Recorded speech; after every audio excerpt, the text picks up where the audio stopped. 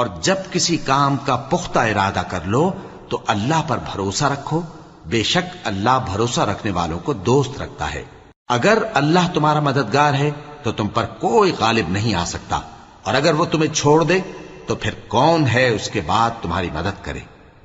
اور مومنوں کو تو چاہیے کہ اللہ ہی پر بھروسہ رکھیں، اور کبھی نہیں ہو سکتا کہ کوئی پیغمبر خیانت کرے، اور خیانت کرنے والوں کو قیامت کے دن خیانت کی ہوئی چیز اللہ کے روبرو لا حاضر کرنی ہوگی،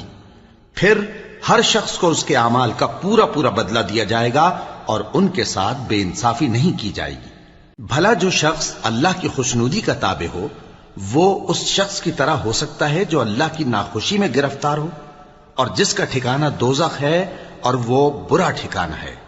سب لوگوں کے اللہ کے ہاں مختلف درجے ہیں، اور اللہ ان کے سب اعمال دیکھ رہا ہے۔ اللہ نے مومنوں پر یقین